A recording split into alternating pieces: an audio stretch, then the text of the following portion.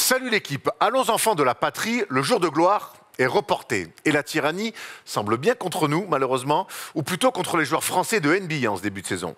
D'est en ouest, nos Frenchies ne sont pas vraiment à la fête en ce moment. Chaque soir, quand je regarde leur match, je me dis que finalement, pour s'endormir, un épisode de Dahmer, c'est pas si glauque que ça. Mais contrairement à cette horrible série, je me dis que la suite sera forcément mieux. Enfin, j'espère. Certainement mal habitué depuis 20 ans à voir les Français briller en NBA, je me sens un petit peu comme un enfant pourri, gâté, à qui on offre à Noël un puzzle de berger allemand à la place de la dernière PlayStation. Ben ouais, il y a clairement de quoi faire la gueule hein, quand on a goûté au caviar pendant des années. Difficile, voire très difficile d'apprécier une mousse forestière de chez Aldi à 1,30 € et même pas en promo. Non messieurs, formez vos bataillons et relevez l'étendard sanglant du basket français overseas. Evan, salement benché chez les Knicks, Nico Batum et les Clips qui se cherchent encore, Rudy Gobert, Covidé, Kylian Hayes qui affiche les mêmes pourcentages que sur une bouteille de Beaujolais, Franck Ninikina qui n'a toujours pas joué une minute et Olivier Sarr blessé. Non vraiment, j'ai mal. Alors oui, certains optimistes pourraient me parler des débuts très encourageants d'Ousmane Dieng avec OKC ou de la bonne relance de Théo Maledon avec le Hornets. J'ai quand même mal. J'ai mal de me dire que le seul Français à plus de 15 points par match cette saison, ben c'est Joel Embiid. Non, ça, ce n'est vraiment pas possible. Alors plus que jamais, messieurs, allez les Bleus, on est tous ensemble et ça n'a rien à voir avec la future Coupe du Monde au Qatar.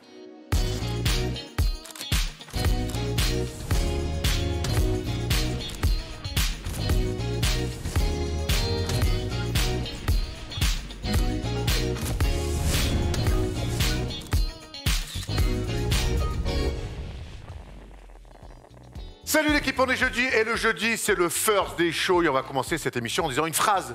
Le karma est une bitch. Oui, édito à charge contre nos Français qui galèrent en ce début de saison. Hop, et dans la nuit, Kylian Hayes et Rudy Gobert sont un match monstrueux et me font fermer ma grande bouche. Tant mieux, ça c'est la France qu'on aime, les Français qui réagissent. Pourvu que ça dure, messieurs. Évidemment, on l'avait pas encore vu cette saison, il est de retour. De retour tonitruantant, il nous avait régalé sur les 2 dernières saisons du First Day Show. What's up, Kevin Séraphin? Ça va, je suis là, je suis présent. Alors, qu'est-ce que tu branles? On t'attendait depuis octobre, nous. Tu m'as pas invité. Quoi, pardon? Tu m'as invité. Non. Tu m'as invité? On réglera ça après. Ouais. Non. T'énerve pas. On parlera. Toi, tout de suite, je parle de parler. Comment ça va? Parle-nous un petit peu de ton actu, où tu en es? Là, je suis bien. J'ai recommencé enfin le jeu collectif, donc du coup, je peux. Après, bon, j'ai encore des limites.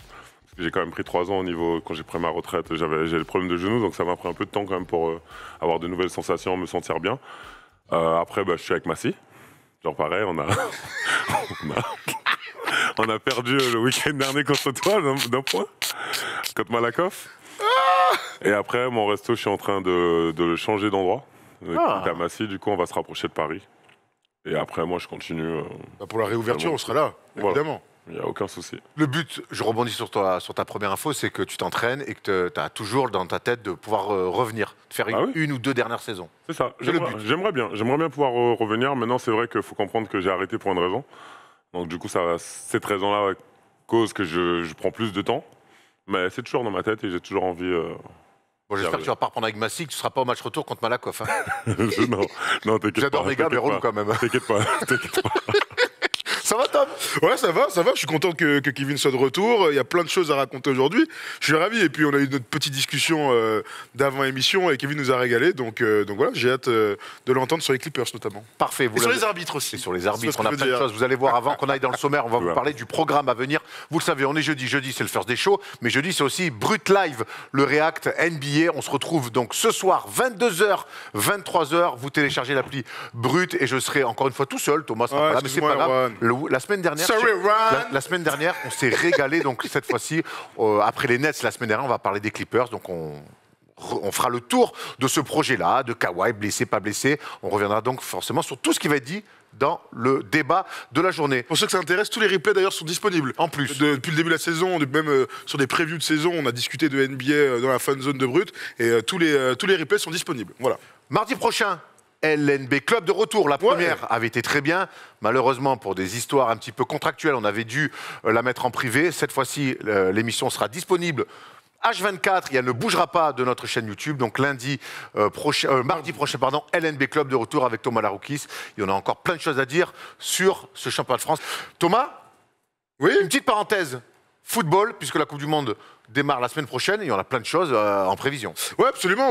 Oui, tout le monde le sait. Hier soir, la liste de Didier Deschamps est tombée aux 20h de TF1 et comme toujours, sur les grands événements, on va suivre l'équipe de France sur First Team. On sera en direct mercredi prochain de 22h à minuit pour faire une grande preview, les grands favoris. On parle du Brésil, de l'Argentine et de l'équipe de France. Est-ce qu'on y croit? C'est la grande question. Et Kevin est chaud de parler de foot, donc pourquoi pas en discuter ensemble. On se retrouvera donc sur cette preview, mais après sur les matchs de l'équipe de France à 22h pour faire des grands débriefs et se projeter sur la suite des matchs et parler absolument de tout ce dont vous voulez, puisque ce serait une libre antenne. Vous pourrez nous appeler. Abonnez-vous à First Team Foot pour ne rien rater de notre ambiance foot. C'est un truc qu'on adore faire depuis 6 ans maintenant. On a suivi la Coupe du Monde, les différents euros. Donc voilà, on sait que ça vous plaît. Et donc on reviendra très très fort cette fois-ci encore. On y croit, Kevin? Oui, moi, les Français champions du monde? On y croit. Moi, honnêtement, j'y crois totalement. Même malgré l'inexpérience du milieu de terrain, là, on va pas souffrir là-dessus? Après, peut-être que je suis pas réaliste, ou en tout cas, j'y crois. Moi, j'ai joué pour l'équipe de France, donc moi, j'ai toujours supporté, et ça sera comme ça. Voilà, et on sera évidemment supporter de cette équipe de France plus que jamais. On rappelle qu'on est tenant du titre, c'est pas rien. Et donc, il faut pas sortir au premier tour, parce que depuis 4 fois d'affilée, les champions du monde se font sortir au premier tour. Eh oui, ouais, tu n'avais pas l'info, ça m'inquiète ça. Il va falloir que tu bosses. Souviens-toi les Espagnols, 4 à la dernière fois. J'ai une question. Combien de sports il pourrait y avoir dans First Team? Ah bah aujourd'hui, on a beaucoup, tu sais. On se met pas de limite, mon gars. Mais notre favori, tu sais lequel c'est le basket. Ouais. Et on est là pour parler d'abord de basket. Regarde le sommaire, on a plein de choses à dire. On va commencer avec les news, comme d'habitude. On reviendra sur une prise de décision intéressante qui a été faite chez les Nets.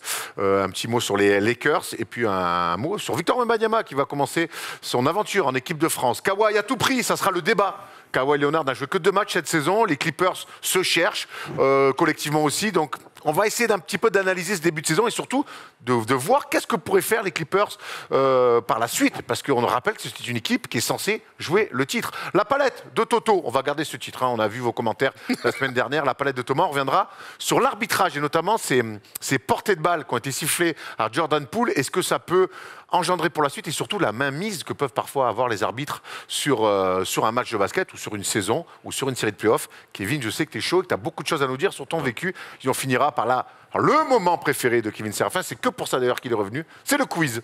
Ok, c'est le moment où je pars, moi. C'est le moment où je reviens. Arrête, tu dis tout le temps ça. Tu me dis, un jour, il faudrait que je me lève et que je parte. Non, surtout pas. Interdit, Kevin, ça. Ça nous arrange pas des masses. On est prêts, messieurs? Oui. On est prêts? Bon, avant le quiz, Kevin, t'inquiète pas, il y a les news. Et elles sont pour toi. Tu vois, il y en a une qui est pour toi. Les news.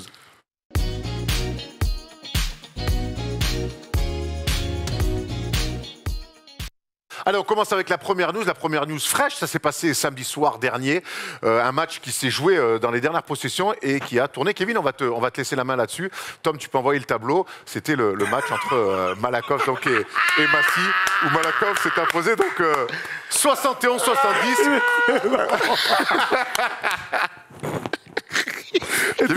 C'est que tu m'as eu.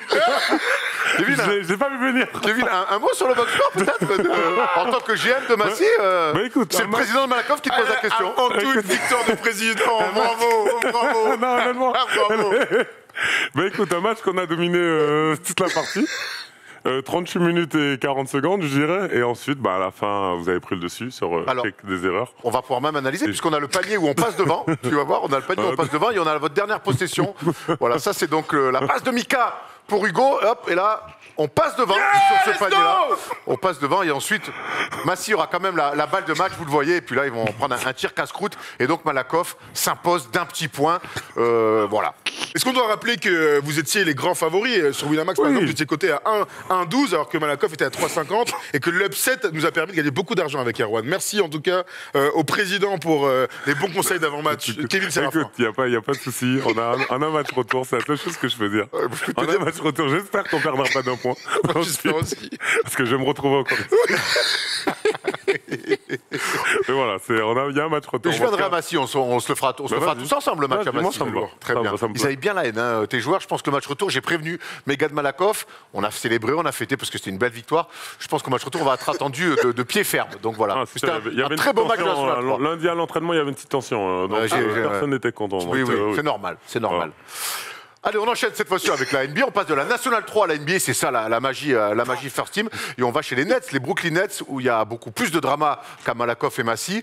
Mais là, ça se calme un petit peu, puisque d'abord, on gagne des matchs. Et puis Thomas, surtout, on a enfin annoncé un coach et on est allé chercher ça en interne. C'est le connu Jack Vaughn. Absolument, Jack Vaughn, hein, que vous connaissez sûrement, qui a une longue carrière NBA. On se souvient de lui notamment aux Spurs de San Antonio et aux Nets, absolument. Jack Vaughn, donc, est titularisé en tant que head coach. Il était intérimaire et sur le banc depuis le début de la saison, depuis pas mal de temps, assistant numéro 1 de Steve Nash. C'est important pour les Nets, puisque l'info, c'est qu'ils ne vont pas signer Ime Udoka. Ils ont décidé de suivre la voie du calme, de l'apaisement, et surtout un coach qui, en quelques matchs, a réussi à inculquer des choses pour gagner des matchs. Et quand je dis des choses, c'est évidemment défensivement, sur le petit échantillon où il est coach, au rating, les Nets sont la meilleure défense de NBA.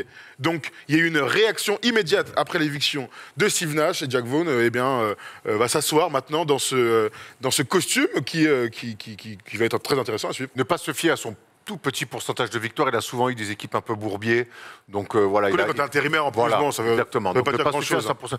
Qu'est-ce que tu en penses, toi, d'aller chercher un ancien joueur comme ça, qui a une carrière correcte, mais sans plus, mais qui a appris le métier, qui a été beaucoup assistant on se souvient de lui dans la bulle, qui avait fait des bonnes choses. Je pense que c'est toujours une bonne chose d'avoir l'assistant. C'est toujours une bonne chose parce que tu te dis que il vient, il connaît déjà l'équipe, il connaît déjà les joueurs. Moi, j'ai vécu ça avec Flip Sanders et Randy Whitman.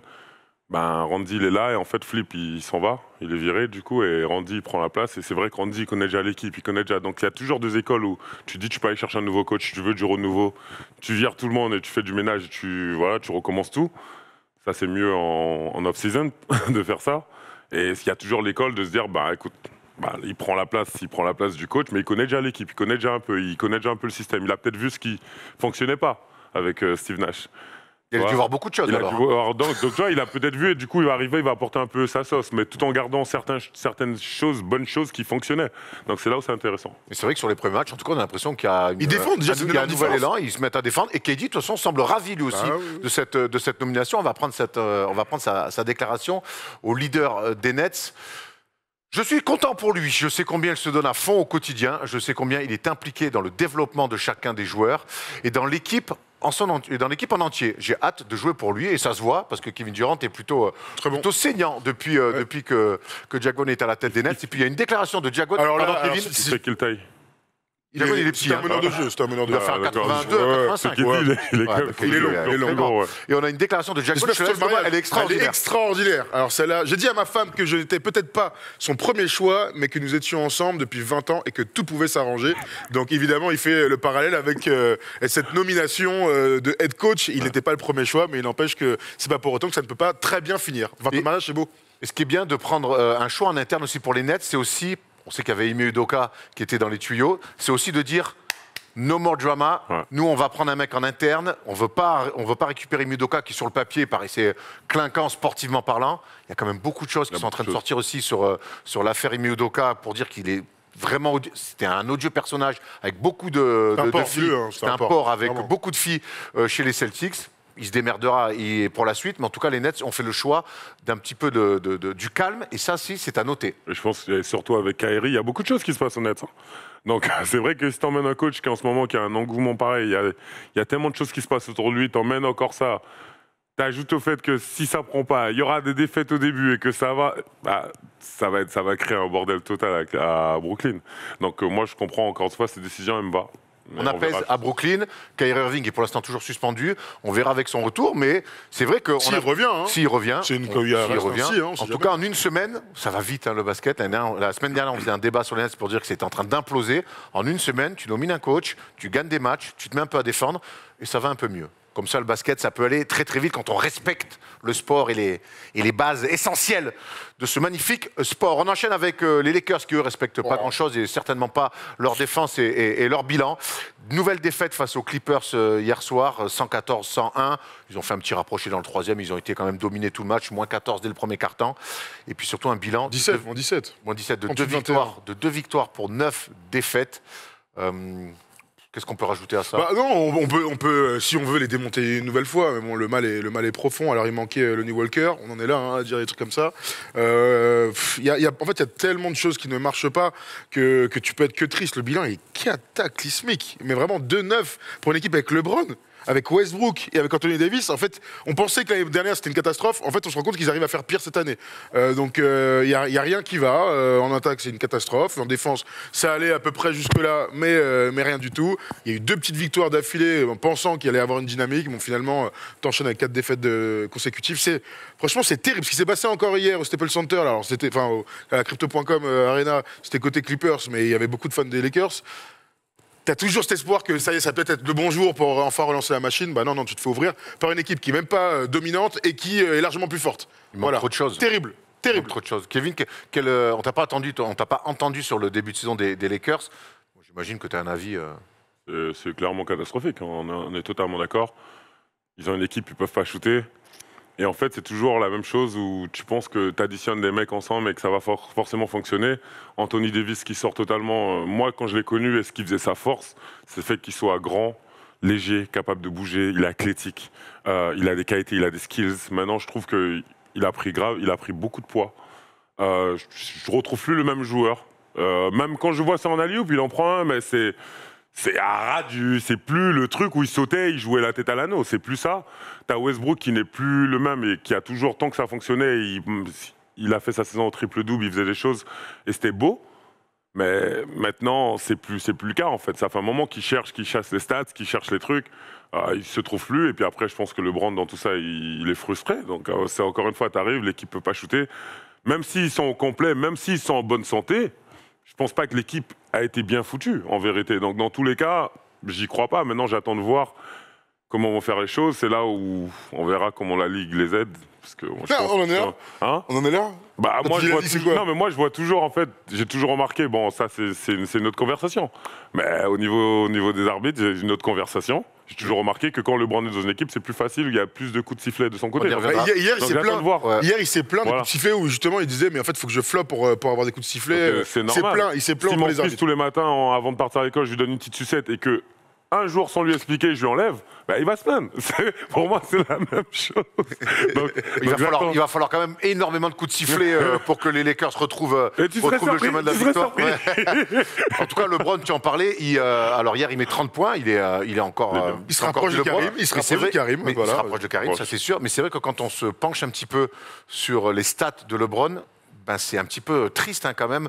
C'est le pire plus-minus des Lakers. Alors. Il est beaucoup sur le terrain et il prend beaucoup de responsabilités. Dans une équipe qui tourne pas rond, ça peut s'expliquer. Son pire pourcentage à 3 points en carrière. Et puis hier, surtout, encore une fois, il s'est blessé. Et on ne sait pas quand est-ce qu'il sera de retour. Ça fait mal aux adducteurs.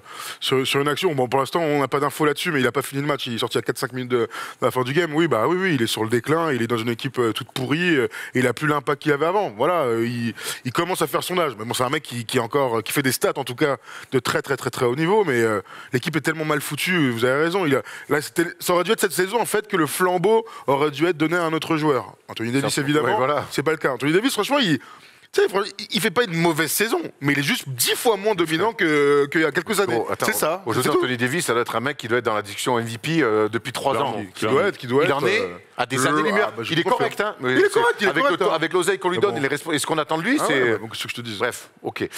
Un qui devrait avoir des responsabilités dans le futur de sa carrière, c'est Victor Wembanyama qui nous régale, hein.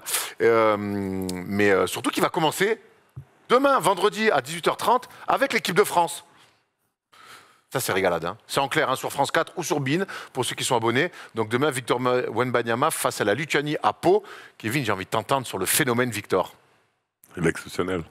Non, il est exceptionnel. Moi, la première fois que je l'ai rencontré, il y a peut-être 2 ans, 3 ans et demi, où Jérémy Medjana, donc de Comsport, il me demande de l'entraîner avec Benoît Gomis. Et du coup, je vais là-bas et c'est Hoop Factory d'Evry. Donc, ils ont isolé, ils ont privatisé. Donc, je vais là-bas et moi, ça me prend au moins 30 minutes de sortir de la bulle dans laquelle il m'a mis. Parce que quand je suis arrivé, je me suis vraiment dit, je ne l'avais jamais vu. Christophe m'en avait déjà parlé. Christophe Léonard, parce que de l'INSEP. Et quand je suis arrivé, je me suis dit, mais vraiment, what the fuck, c'est quoi ça? Je vois quoi, tu vois? Il avait 16 ans, un shoot, une forme qui est juste belle, magnifique. Il comprend le jeu, il comprend le système, il a droit, il est discipliné, il est concentré. J'ai eu l'occasion de faire des coins avec des jeunes de Comsport où je leur donne des exercices simples, ils n'arrivent pas à le reproduire parce qu'ils n'écoutent pas. Non, parce qu'ils n'écoutent pas. Mais alors que lui, il assimile tout de suite. Tout va plus vite, tout est plus facile. Tu vois, tu parles avec lui, ben, c'est pas compliqué. Tu vois. Et j'ai eu l'occasion après de le croiser à Lasvel l'année dernière quand je pars sur plusieurs interventions. Donc, c'est un jeune, moi je le trouve incroyable. Je dis à tout le monde autour de moi tout le temps, les gars, appréciez. Parce qu'honnêtement, on est en train de voir quelque chose de spécial. J'ai rarement rencontré, voire jamais rencontré quelqu'un de ces trempes, tu vois. J'ai peut-être vu un mec qui se rapprochait, où j'ai vu cette histoire, c'est peut-être Porzingis, sa première année à New York. Mais lui, il est encore plus impressionnant. Et Jérémy, il a raison quand il me dit que c'est pas un intérieur, en fait. C'est un extérieur qui fait 2,20 m. Fait 2,20 m, en fait. Ouais, c'est pas un intérieur. J'arrive même pas, moi, à dire si c'est un extérieur, un intérieur. Il est tellement... Il crée des problèmes. Moi, c'est vraiment ma phrase que je dis tout le temps. Il invente des nouveaux problèmes et pour l'instant, personne ne peut répondre à ça. Je ne sais pas si un jour, on pourra le faire. En tout cas, il débute en équipe de France. Toi aussi, tu as commencé en équipe de France. Ça fait quoi d'être à quelques heures de son premier match en bleu? Bah, j'ai hâte de voir, en fait, parce qu'il peut donner une dynamique. Cet été, il aurait été là en championnat d'Europe. Peut-être que ça a changé toute la donne. Hein. Donc, encore une fois, il faut voir. Maintenant, il faut l'intégrer dans le jeu, il faut l'intégrer avec les joueurs. Il n'y a pas que ça, mais j'ai hâte de voir ce que ça va donner, en fait. Surtout qu'il est déjà avec Vincent, ils se connaissent déjà, c'est déjà son coach. Donc, j'ai hâte de voir comment il va aider, en vérité. Et tu te dis que surtout pour les tournois comme ça en 16 ans, c'est dur de ramener des vrais joueurs, parce que du coup, la NBA bloque, l'Euroleague bloque. Et tu arrives à le récupérer, lui, de ce calibre, c'est un hold-up. Donc j'attends de voir maintenant ce que ça va donner et comment il va s'adapter à l'équipe. Sympa la raquette avec Isma Kamagaté. Hein. Ça va être sympa la raquette. Bon courage pour les mettre à l'œil. Ça va être intéressant, Thomas, parce qu'on sait que chez les Mets 92, tout est fait et tourne autour de Victor. Est-ce qu'en équipe de France, avec le même coach, on imagine la même chose? Ah bah carrément. Carrément, j'ai vu hier, ils sont à Nanterre, ils étaient tous à Nanterre pour les premiers entraînements. Il s'est fait une entorse, on l'a vu en championnat il y a quelques temps, donc il était un peu ménagé, enfin ce week-end d'ailleurs. Mec, il est tellement fort. Il a tellement de qualité que ce serait dommage de se priver de ses qualités, de dire bon bah, on va former un collectif. Oui, on va former un collectif. Sauf qu'on a 2 matchs à gagner pour se qualifier. Hein. On n'est pas encore qualifié officiellement pour la Coupe du Monde. Donc il y a 2 matchs à gagner, de préférence de larges victoires dans des fêtes au Palais des Sports de Pau. Mais moi, j'espère que Victor aura des ballons post-up, j'espère qu'il aura des ISO, j'espère qu'il y aura ça. J'espère que ce ne sera pas juste l'idée de créer un collectif. Déjà, tu n'as pas le temps de créer un collectif. Donc voilà, et puis là, honnêtement, on peut le dire, hein, il y a Andrew qui est là, je sais pas, il y a Sylvain Francisco, il y a plein de bons joueurs. Mais Victor, c'est déjà le meilleur joueur de l'équipe, là. Ouais. Il n'a pas une sélection, c'est déjà le meilleur joueur. Il n'y a aucune raison qu'il n'ait pas les ballons, qu'il n'ait pas... Je crois aussi. Il n'y a aucune raison. Je pense que s'ils font la même chose un peu qu'ils font... Après, il faut voir, quand les plus gros poissons, en tout cas, vont arriver, on verra, il faudra voir comment ça s'adapte, il faudra voir comment on l'intègre avec Evan, comment on l'intègre avec Nico. Mais là, on n'y est pas du tout encore. On n'y est pas, mais il faudra voir tout ça. Mais en tout cas, là, il est le meilleur et il devrait clairement... Il va sortir une performance. Moi, le petit, il est prêt. Mentalement, il est prêt, il est carré. Honnêtement, il n'y a rien à dire. Rendez-vous vendredi, donc 18h30, c'est un petit peu en fin d'après-midi, mais c'est férié. Donc on sera devant notre télé pour voir les débuts de Victor en équipe de France. Et lundi prochain, vous savez que c'est la libre antenne NBA de 22h à minuit. Lundi prochain, un match à 20h30. Si je ne dis pas de bêtises, Jérém, 20h30. Donc, on regarde le match et on prend le début de la libre antenne juste à la fin du match de l'équipe de France. Comme ça, on se fait tous un kiff et puis on discutera de l'équipe de France dès 22h15, 22h30, tous ensemble dans la libre antenne. Parfait, on a hâte. Dernière news, on avait un débat avec Thomas cette semaine par rapport au tir qu'a pris Josh Hart, tir au buzzer pour la gagne face à Miami. Il l'a mis d'ailleurs. Et avec Thomas, on s'est posé la question, est-ce qu'il existe des shoots d'entraînement, où tu es vraiment tout seul. Attends, on va remettre ça dans le truc. C'est pas du tout le débat. On va regarder vite fait le truc. Un baiser, toi. Damien Lillard, qui fait la passe, grand tir. Mais laisse-moi. Grand tir ouvert. Et toi, tu me dis, Erwan me dit, non, mais ça, c'est un tir d'entraînement. Et moi, je réponds, Erwan, il n'existe pas de tir d'entraînement pour la gagne. D'accord, tu le dis différemment si tu veux. Voilà, donc c'est le choix de Josh Hart. Pour moi, je dis aide côté ballon, massacre. Interdit au basket, surtout pour donner un grand tir ouvert à 3 points. On rappelle qu'il y a égalité entre les deux équipes. Pour moi, là, Josh Hart, c'est un tir d'entraînement. Tu es dans le corner, tu as les mains prêtes, tu attrapes, tu tires. Et Thomas me dit, mais c'est un tir pour la gagne, il n'y a pas de tir d'entraînement pour la gagne. Moi, je dis, t'es en saison régulière, les gars, c'est des pros, c'est un tir d'entraînement. Le tir est assez basique. Maintenant, il y a quelqu'un qui le conteste, mais il est assez basique dans le sens où Bon, on pourrait dire qu'à l'entraînement, il peut s'entraîner parce que c'est pas un tir.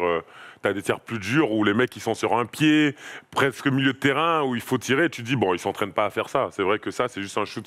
Il est en corner, il prend le shoot. Il y a un mec qui arrive à toute vitesse sur le côté, mais ça arrive même dans le match, même quand tu joues pas la gagne.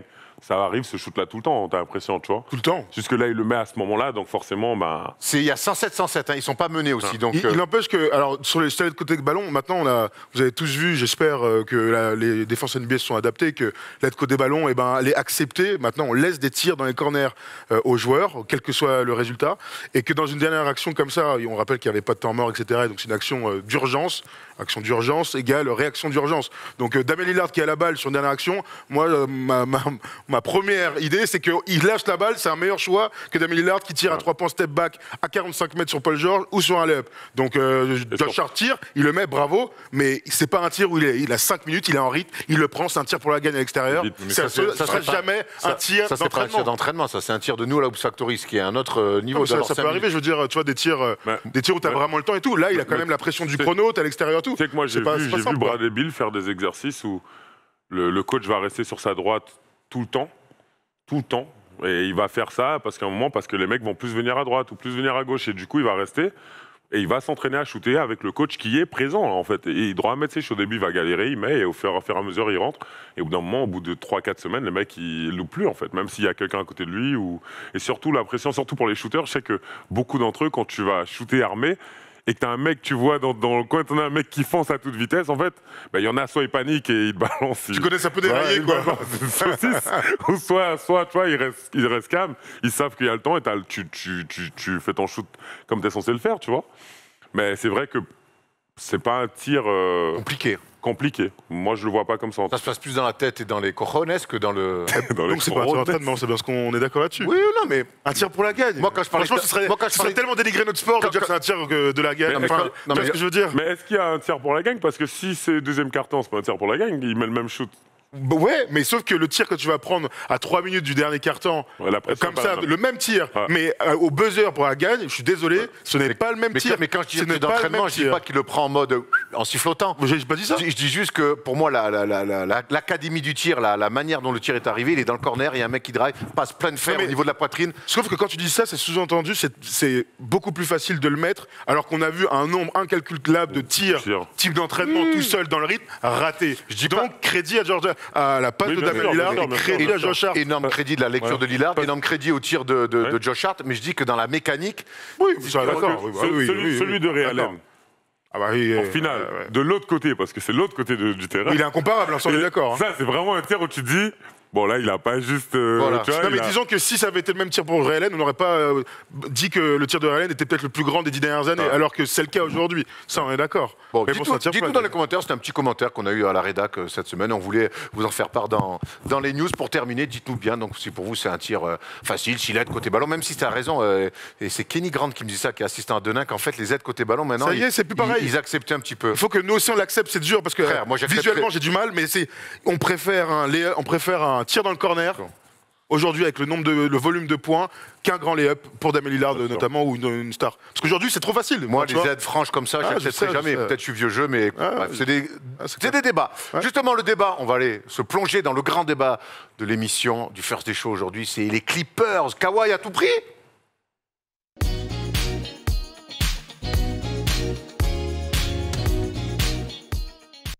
Ce qui est sûr, c'est que ce n'est pas Ben Stiller qui va nous donner la réponse à ce débat, mais c'est bien Kevin Séraphin et Thomas Dufan, référence Kawhi à tout prix, Mara à tout prix. Bravo, tu l'avais. Messieurs, j'aimerais avoir vos impressions sur ce début de saison des Clippers. C'est un bilan de 7-5 qui se sont un petit peu rééquilibrés. Il y a eu 5 victoires sur les 6 derniers matchs. Quand même, 4 défaites entre le 24 novembre et le 24 octobre et le 30 novembre. Vous le savez, je vous l'ai dit depuis le départ, pour moi c'est mes favoris au titre. On voit là des stats qui vont pouvoir nous faire parler. 4e défense, 29e attaque. Là, ça va un petit peu plus nous intéresser, mais j'aimerais d'abord qu'on aille sur le cas de Kawhi Leonard. 2 matchs, 2 fois 21 minutes, puis rien, son genou lui fait toujours mal. Ça pose forcément un problème aux Clippers et au projet global des Clippers et ça nous fait poser des questions. On va prendre une petite déclat de Tyronn Lue et après je vous lance là-dessus parce que pour savoir où en est Kawhi Leonard, il n'a pas vraiment de calendrier pour son retour. Il est plus important. Le plus important, c'est qu'il progresse. On prend les choses au jour le jour en ce moment. Il y en a une deuxième. Pour voir. Il est frustré, évidemment. Il veut être sur le terrain, mais il ne peut pas. Et maintenant, il est même privé de déplacement. Il veut les faire, mais le médecin lui a dit que ce n'était pas un bon choix, compte tenu de cette raideur et de ce qu'il traverse. Les gars, est-ce qu'on est déjà inquiet pour Kawhi? Est-ce qu'on est inquiet pour le projet Clippers? Commence. Si tu veux, je commence. Bah, oui, on est inquiet. On a tellement attendu son retour. Ces dernières semaines, on était tellement hypé par l'idée d'avoir cette équipe enfin au complet. On va pas refaire l'historique des playoffs, manquer, pas manquer, des chokes, pas des chokes, etc. De l'âme trouvée l'année dernière autour de Tyronn Lue. Il n'empêche qu'on voulait voir cette équipe au complet. On avait tous de grands espoirs. Bon, force est de constater qu'il n'est pas prêt, il ne peut pas jouer au basket, il était déjà limité, il sortait du banc, il ne jouait pas le premier quart-temps et l'idée c'était de le faire jouer 8 minutes sur les 3 derniers quart-temps. C'est quand même assez rare pour être souligné. Donc, mais c'était quand même qu'il puisse jouer. Visiblement, il ne peut pas jouer. Il a envie de jouer, mais le coaching staff lui dit tu ne peux pas jouer. Au point de ne pas faire les déplacements parce qu'il a une raideur dans le genou. Alors tu vas peut-être nous en parler un petit peu plus, mais une raideur dans le genou pour un joueur de ce niveau-là qui a 30 piges, c'est vachement inquiétant. Ouais. C'est vachement inquiétant. Donc oui, on est tous plutôt d'accord parce qu'il y a le cas de Kawhi Leonard, mais il y a aussi le projet Clippers, et c'est la question que tu te poses. Les Clippers, avec le recrutement de Paul George, le recrutement de Kawhi Leonard il y a 3 ans maintenant, le seul objectif, c'est de découvrir... depuis, hein. Qui ont signé tout depuis, absolument. En 2025. Mais leur but, c'était pour cette franchise de découvrir enfin les finales NBA. C'était le seul but. Et pour l'instant, ils en sont très loin. Donc oui, on est tous un peu inquiets pour la suite. Ben, c'est sûr que c'est inquiétant. Depuis le temps, et tous en sachant que tu sais que le genou, c'est pas une partie du corps qui va aller de mieux en mieux, en fait. Plus il va avancer et plus ça va se dégrader. En fait. Et moi, ce que j'ai vécu, déjà, pour savoir que ça m'a pris 3 ans afin de pouvoir retrouver des sensations correctes, où je peux même, déjà, j'ai dû réapprendre à courir et à faire des choses. Et c'est parti d'une raideur. En 2014, une hyperextension, et ça part de ça. Donc, quand je vois son cas, je me dis, qu'est-ce qui se passe vraiment? Parce que si, du coup, ils sont là, il arrête. Maintenant, il ne peut même plus venir en déplacement, alors que je sais comment ça se passe en NBA, et que quand tu es blessé, tant que tu peux marcher, tu peux venir en déplacement. C'est peut-être plus grave qu'on le pense. Peut-être qu'il y a quelque chose, parce que ça fait un petit moment. Donc je pense que pour masquer tout ça et pour se dire, bon, je vais revenir, il a pris du muscle. Il s'est dit, il faut que je me renforce. Je me suis dit la même chose pour mes genoux. Sauf que maintenant, il ne faut pas oublier que 1 kilo, ça reste 1 kilo. Si son corps est fait pour supporter... Je sais pas, je dis un truc, mais 105 kilos et qu'il est à 112, et même s'il a 2% de body fat et qu'il a quelques kilos en trop et c'est du muscle, il est quand même en surpoids. Faut pas l'oublier que son corps...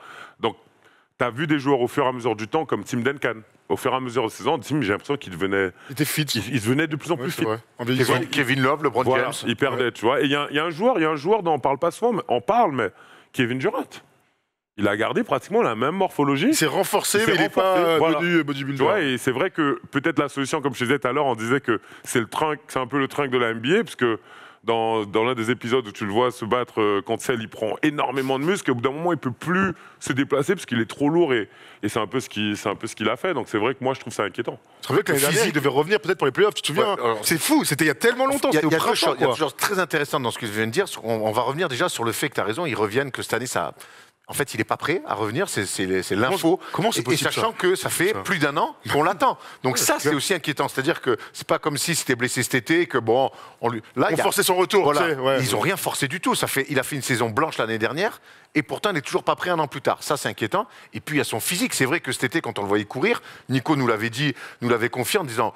Wow, il est revenu, c'est un bœuf. Mais en fait, est-ce que ce physique-là à être dans l'armée 300 avec Léonidas, est-ce qu'en fait c'est adapté? C'est lui Léonidas. Ouais, c'est lui Léonidas. Enfin, lui, Léonidas, il peut jouer par contre.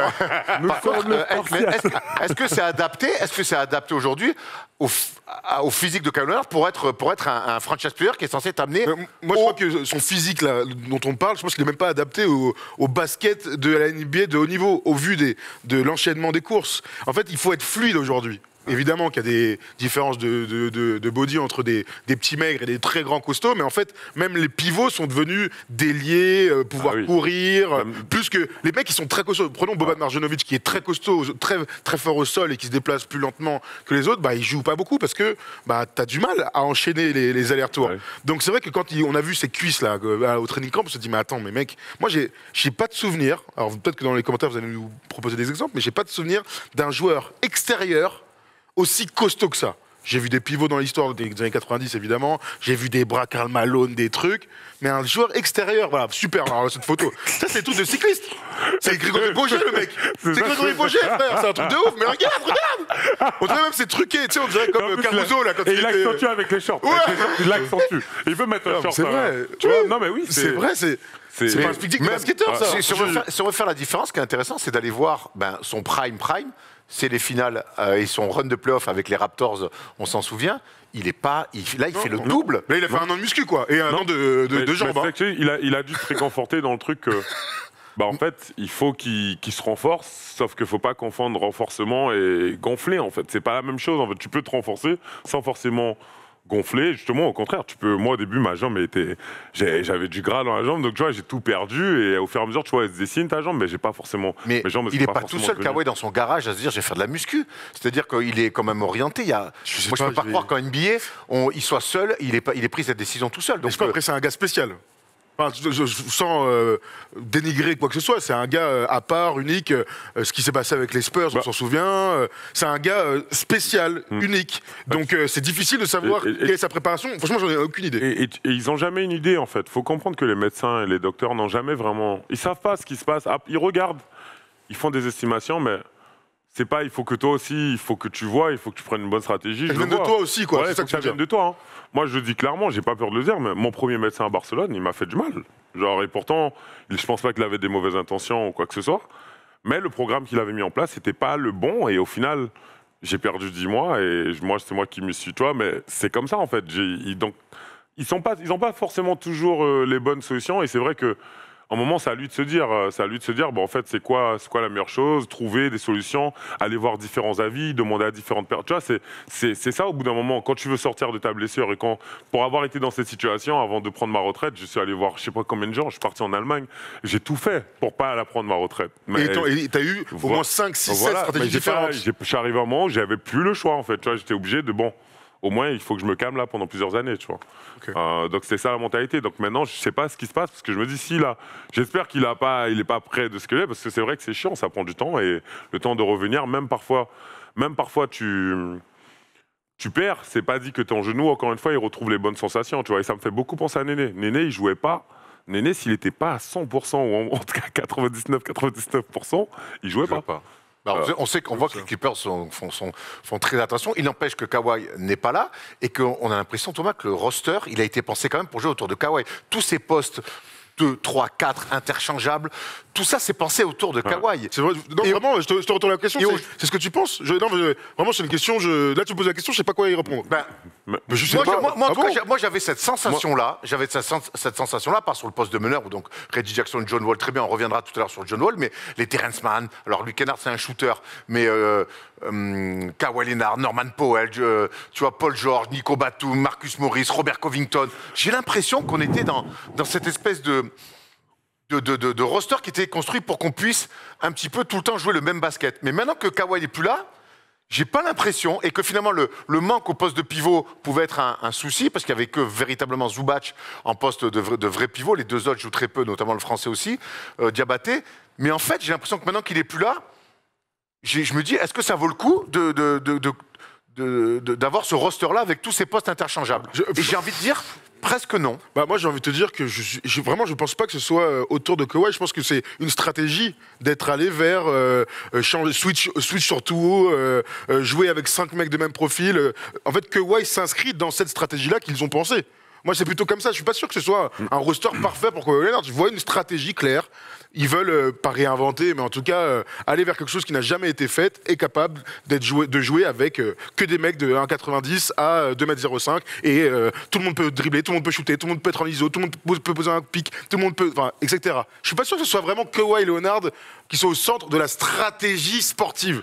Oui, médiatique, mais sportivement, quand il vient ou quand il n'est pas là, bon bah ça change rien finalement. Tu vois, ça change beaucoup de choses. On va le voir en stade. Oui, mais pas dans le style. Sauf qu'en soi, ils auraient pas tort. Si on a tous vu la finale de conférence NBA contre les Warriors et qu'au final, le mec, il leur donne, en un an, il leur donne le titre.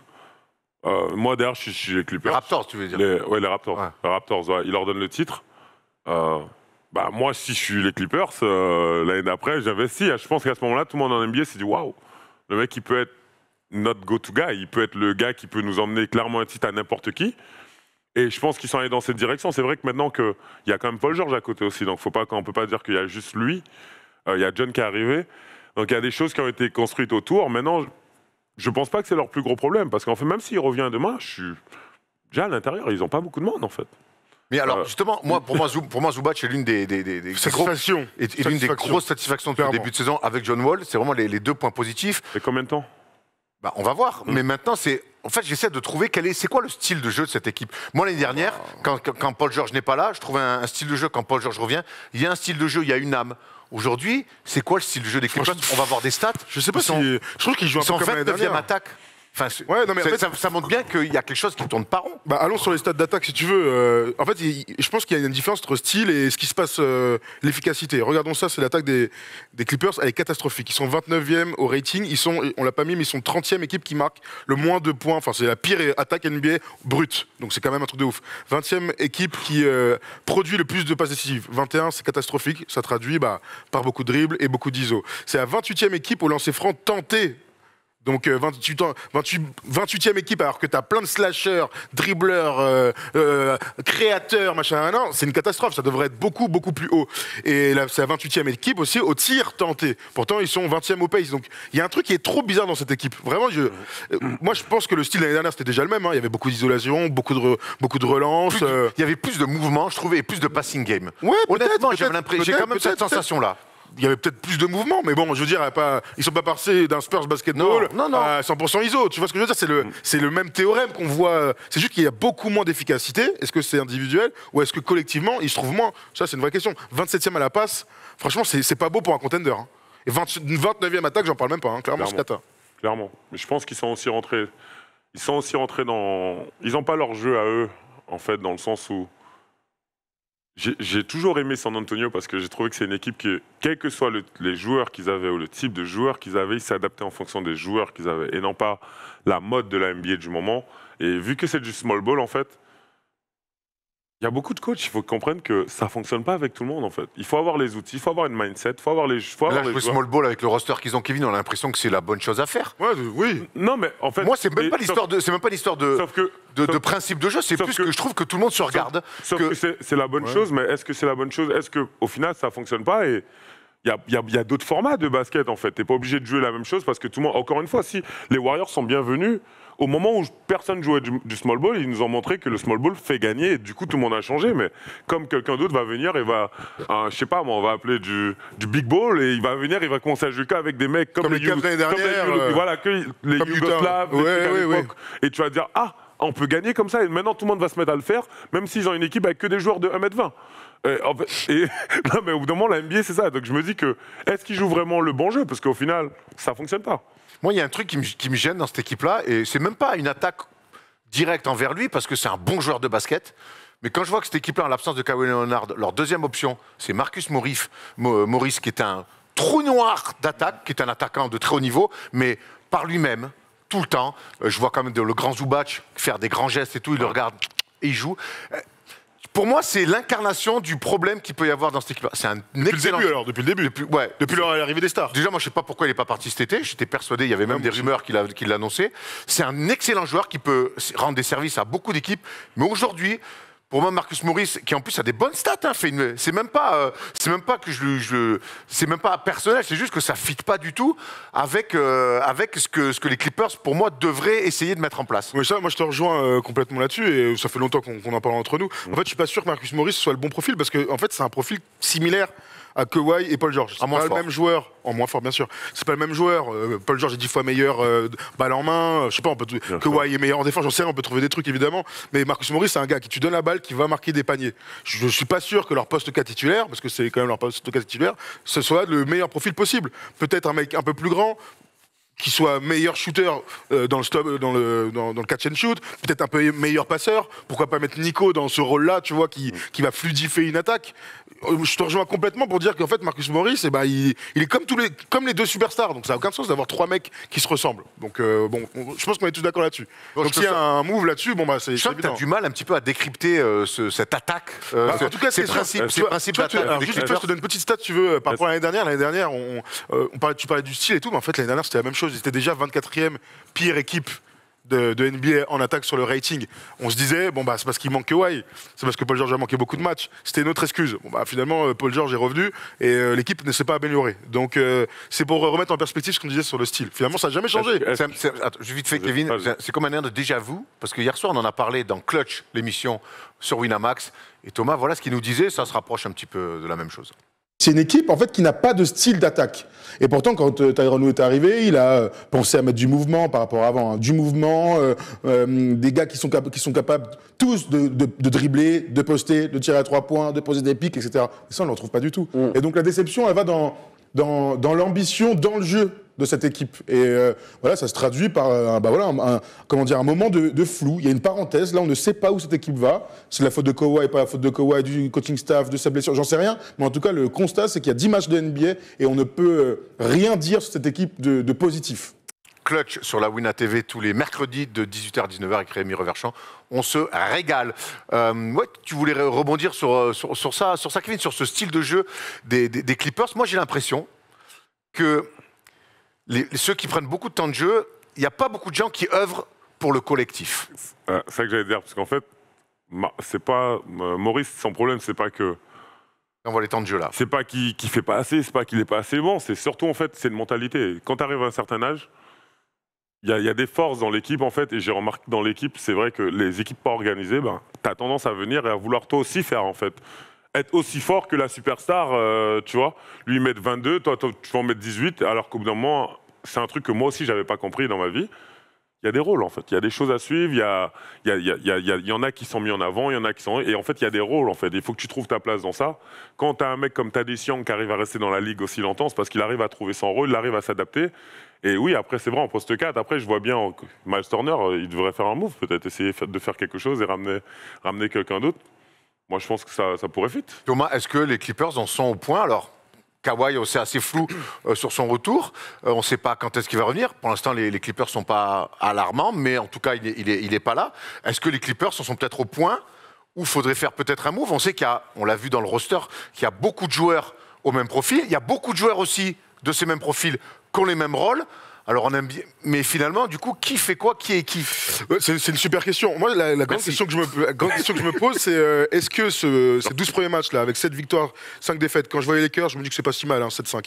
Ah non, mais gros, c'est aussi comme ça qu'il faut voir les choses. C'est que il y a une période là qui est difficile, et je le disais hier dans Clutch, c'est que je ne sais pas, là, les 12 premiers matchs, je ne sais pas ce que ça vaudra dans 3 mois. Est-ce que ce début de saison et toute la saison sera à l'image de ce début de saison, du coup, tu vois, donc une attaque en berne, un problème de hiérarchie, trop de joueurs similaires, ou est-ce que en fait, d'ici 10 jours, Noël peut-être, les choses vont se mettre en place, Kawhi va jouer des matchs, la hiérarchie va se mettre en place, l'équipe va continuer à défendre fort et va progresser en attaque, ce qui est tout à fait possible.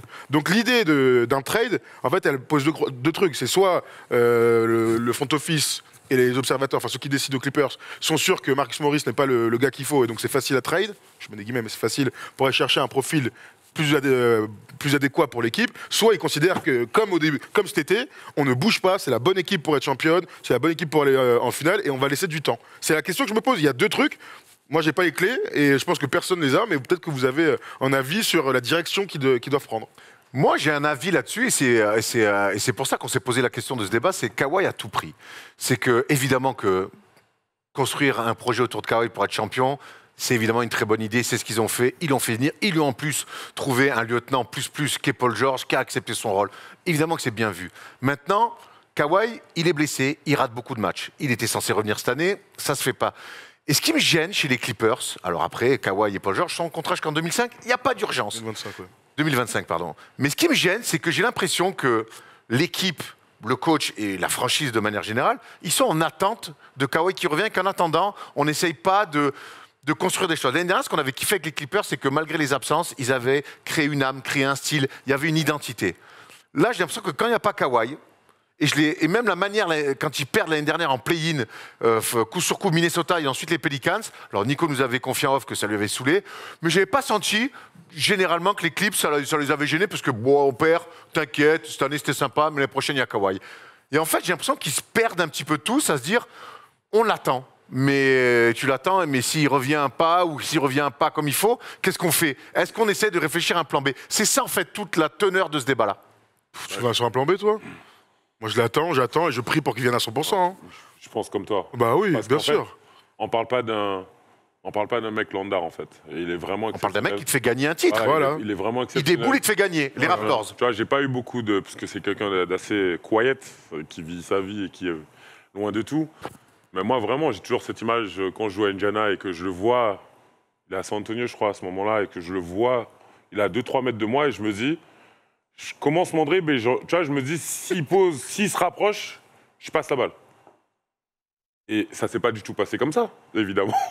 Et il s'est rapproché, j'ai pas passé la balle, il a pris la balle dans ma main en fait. Et j'ai pas compris à quel moment alors que je le regardais.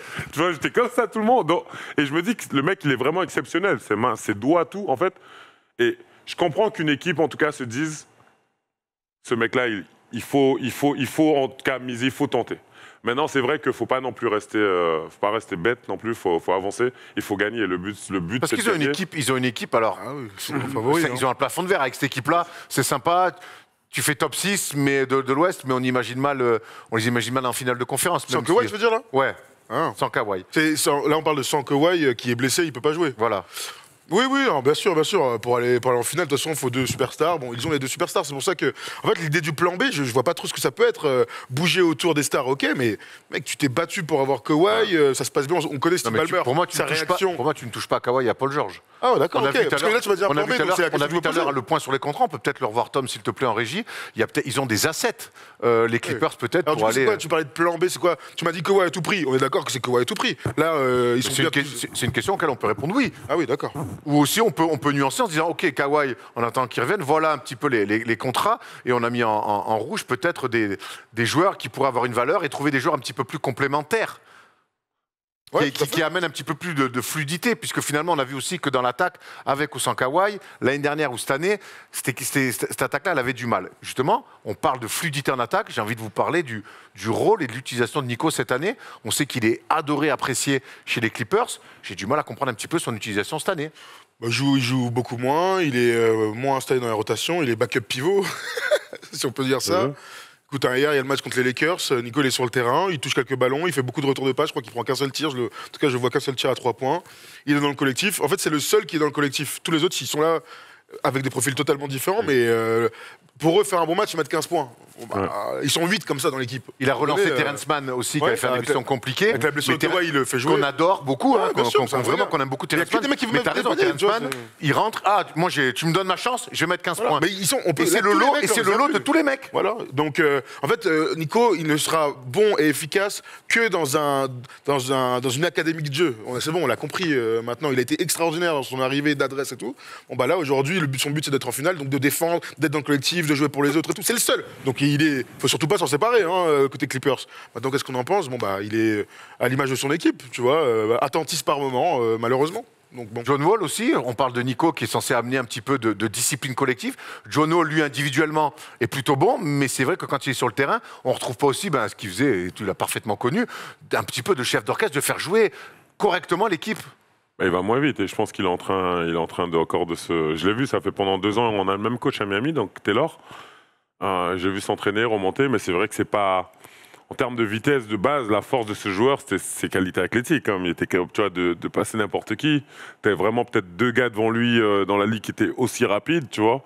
Mais sinon, tu n'en avais pas beaucoup. Et c'est vrai qu'aujourd'hui, je pense qu'il est en train de revenir petit à petit. De toute façon, c'est bien. Hein. C'est un bon début de saison pour quelqu'un qui n'a pas joué clairement. 1 an et demi, 2 ans. Honnêtement, c'est un très... Et tout en sachant ce qu'il a vécu pendant cette période où il n'a pas joué aussi, tu vois, ça devait être dur. Mais en tout cas, oui, il est en train de refaire un bon saison. Je retrouve du John. Je vois que là, il est limité sur ses minutes encore. Non, a priori, non, mais après, il partage le temps de jeu avec Reggie Jackson, tu vois. Donc, c'est normal. Et c'est marrant. C'est toujours, tu vois, maintenant, aujourd'hui, je le vois arriver. J'attends juste de voir comment ça va donner. Est-ce qu'il va tenir physiquement est-ce que tout va faire? Mais le basketteur en lui-même, moi, quand je suis arrivé en NBA, John, c'était une bombe. C'était juste un phénomène. C'est un phénomène. Je pense qu'il peut remettre de l'ordre dans ces Clippers-là avec cet effectif un petit peu spécial. Je pense que oui. Maintenant, la discussion, il est venu et je pense que là, il s'est mis. Il a compris son rôle, donc il reste. Maintenant, s'il lui donne plus, je pense clairement, c'est un franchise player. Donc de base, maintenant, il accepte son rôle. Je pense que si tu donnes plus, il a un vrai IQ. Après, on imagine moi, je crois pas ça. Après, on imagine que lui aussi, il est revenu et qu'il avait besoin d'abord de se rassurer solo. Mais est-ce qu'aujourd'hui, c'est à John Wall de remettre de l'ordre? Non, c'est pas lui, mais il peut. C'est pas lui. Mais non, c'est pas du tout à lui. Mais il pourrait, en tout cas, s'il lui donne plus. Après, il faut voir encore une fois, les choses ont changé. Il y a tellement de temps qu'à passer. Ça fait 12 ans, moi, que John, je le connais. Ça fait déjà 7 ans que je l'ai pas vu. Il y a beaucoup de choses. Donc, tu vois, c'est peut-être pas moi le joueur que j'avais. C'était un joueur, on parle d'un gars extrêmement rapide, capable de dunker main gauche, main droite, un meneur qui va te chercher n'importe qui, va contrer n'importe qui, va prendre contact sur n'importe qui. Genre, j'ai vraiment vu un mec, il est exceptionnel, John. Tu vois, mais là, c'est plus le même physiquement. Donc, c'est encore une fois, tu vois, tu as l'impression que ça affecte tout le monde. Kawhi, encore une fois, les blessures, ça commence. On a tous cette génération de 89, 90, 91, ça commence à rentrer dans un truc où maintenant, on commence à sentir que physiquement, ça commence à faire un petit moment, tu vois. Et du coup, tout le monde est impacté par ça. Ouais, non, mais après, tu vois, clairement, pour rester sur John Wall et sur est-ce que c'est à lui de remettre de l'ordre dans la maison, moi, ça, j'y crois pas du tout, je vous le dis, j'y crois pas du tout à cette idée qu'il y a un mec, tu le mets sur le terrain, c'est un meneur de jeu, et il va mettre de l'ordre dans la maison. Ça n'existe pas, franchement, surtout dans les équipes actuelles où ça relance tout le temps, où en fait, il faut faire bon choix sur des actions rapides et tout. T'as plus beaucoup moins, en tout cas. Allez, on annonce un système. André Miller. Bon, voilà, ouais, André Miller, si tu veux. Je pense même à des joueurs européens. Il y a que Luka aujourd'hui où tu le mets sur un terrain et il joue tellement tous les ballons qu'en fait, il est un système. Tu vois, donc c'est lui qui va dicter son propre tempo. Là, John Wall, il a des ballons, clairement. On l'a vu des flashs sur quelques actions, quelques matchs. Où putain, il dit, il est revenu, c'est trop bien. Mais remettre une académie de jeu en tant que meneur de jeu aux Clippers, bon courage mon pote. Hein. En tout cas, c'est son espoir. J'espère que tu dors bien la nuit, parce que ça va être compliqué. Non, moi je posais des questions, tu sais. Non, pas toi, je parle de John Wall. Hein. Si c'est son espoir à lui. Non, moi je crois pas du tout à ça, les meneurs qui viennent et qui mettent de la... Après, c'est toujours mieux d'avoir comme le mot le dit lui-même, c'est toujours mieux d'avoir un meneur d'équipe que pas un gars qui mène pas. Tu vois, après, Tom, moi je me projette peut-être très loin, trop loin, mais quand je vois les finales, notamment les dernières finales Warriors-Celtics, à un moment donné, il y a des fins de match. Tu parles pas de la même chose là. Oui, c'est vrai. Tu parles pas de la même chose, tu parles pas de... Moi je parle pas... Il y a un momentum, je suis bon, voilà, je prends la balle. Ça, c'est là, ils en sont pas là, ils sont pas... On est au 7e match et il reste 4 actions dans le match. John Wall, là, bravo par rapport à Marcus Smart. Sauf que là, on parle d'académie de jeu, de bien jouer au basket, de faire des passes, de jouer collectif. Ouais. C'est pas un seul homme qui peut faire ça. Voilà, donc... Voilà. C'est le mal le plus profond, juste un poste ou un meneur de jeu. Ils sont quand même un bilan de 7-5, ils restent sur 5 victoires sur les 6 derniers matchs. Bon là, il y a aussi quand même du positif, mais c'est vrai qu'on espérait autre chose, on attendait surtout de voir un Kawhi revenir à 100%, et c'est pas le cas. Et ça soulève, comme on peut le voir là, plein de questions. Et on vous a demandé sur Twitter vos avis, évidemment, et comme d'habitude, vous avez été parfait. Alors on va prendre le premier commentaire, pardon. Tom, n'hésite pas à nous le balancer. Chaque fois je dis ça, mais c'est pour faire gagner du temps, tu vois, comme ça. Cette saison, c'est Alexis Breton, 41. Vraiment, il nous régale chaque fois, Alexis. Cette saison, oui, car joueur supérieur et tout est player, avec peu d'équivalent en pleine forme. En revanche, s'il ne revient pas à 100%, et c'est la question qu'on se pose cette saison, et que les Clippers ne font pas les minima, ne font pas minimal finale de conf, je pense que je prends le risque de changer de direction et de reconstruire. Pas mal. Il est chaud, lui. Donc il se laisse encore un peu de temps, mais il commence à réfléchir à un plan B. On a Swaggy Pix, bravo le pseudo. C'est Andrew, quoi. Le vrai paradoxe, c'est que c'est un top 5 NBA quand il joue, voire top 2 avec KD en 2019. Les Clips veulent ce Kawhi-là, mais il joue moins que Davis depuis 2 ans. Ouais. Quelle est sa valeur? Trade pour MVP-like, ok. Sinon, quel intérêt? L'équipe est construite pour lui. Quid du PG? Pour moi, t'en touches ni l'un ni l'autre. Il est chaud, lui. Hein. Il est chaud, mais en tout cas, les gens se posent la question. Ouais. Mathis Hermelon, on t'a reconnu, frérot. Les Clippers ne peuvent pas se séparer de Kawhi, car PG n'est plus première option pour aller chercher un titre. Son départ ferait basculer l'équipe dans le ventre mou. Les fenêtres de tir pour être contenders sont très courtes. Ils ne peuvent pas se le permettre. Voilà, on a eu 3 commentaires très intéressants, des visions différentes, mais voilà, ça montre bien, comme peut y avoir plusieurs lectures. Il n'empêche qu'au final, avoir meilleur que Kawhi, aujourd'hui, sur le potentiel, c'est compliqué et qu'il va falloir certainement être patient. Mais pour moi, quand je dis bouger, c'est pas bouger évidemment Kawhi ou PG, c'est bouger autour sur cette multitude de joueurs un peu similaires. À voir. Ce sera un aveu d'échec rapide, en tout cas, dans une saison. Peut-être, juste pour finir, une dernière stat, il y a eu 10 starting fight différents depuis le début de saison. 15 majeurs. Starting fight, ça marche. Mais c'est à l'image de ce roster, très profond, interchangeable. Et qui se cherche. Absolument, et qui se cherche aussi. Jamais très bon signe d'avoir en 12 matchs 15 majeurs. N'hésitez pas à en choisir un et d'aller au bout du truc. l'équipe. Pas faux. Ça ne va pas déranger, si Allez, dites-nous dans les commentaires. On se retrouve ce soir, 22h sur Brut, pour reparler évidemment de toutes ces questions autour de l'absence de Kawhi Leonard. En attendant, on va se jeter sur cette nouvelle séquence incroyable qu'est la palette à Toto.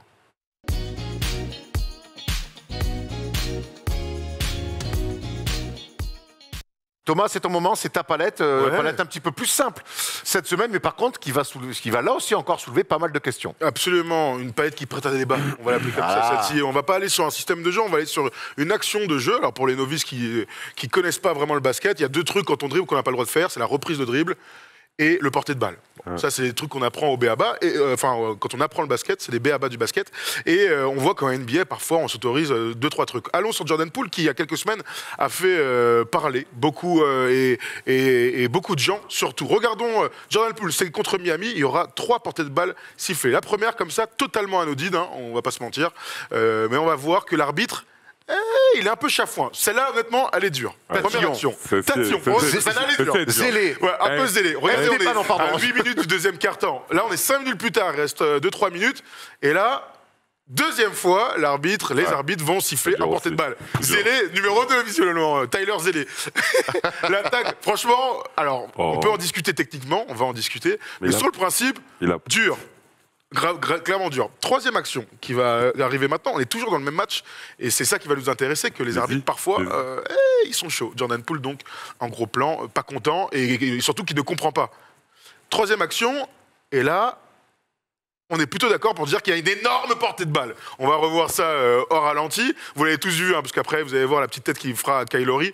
Jordan Poole a un super dribble, il n'y a aucun doute, mais Jordan Poole s'autorise très souvent des portées de balle, on l'a vu l'année dernière en play-off, capable, dans un changement de direction, de faire 2 ou 3 pas, enfin, sur un dribble, de faire 2 ou 3 pas. Honnêtement, parfois, il prend l'avantage et c'est normal de le siffler. Sauf que l'année dernière, on ne le sifflait pas, la petite grimace que vous connaissez bien. Ce match-là arrive quelques jours après cette action, c'est pas une portée de balle, c'est une reprise de dribble, mais je sais même pas comment, on ne peut pas siffler ça, on le revoit, vous l'avez tous vu, je le sais, mais c'est pas grave. Tac, tac, tac, Kerry, il va sur sa main droite, il prend avec sa main gauche et il dribble avec sa main gauche. L'arbitre est à 1 mètre derrière, bien connu et adoré de tous, et va repartir sur sa main droite. Incroyable reprise de dribble, non sifflée. Faut le voir, parce que ça va vite.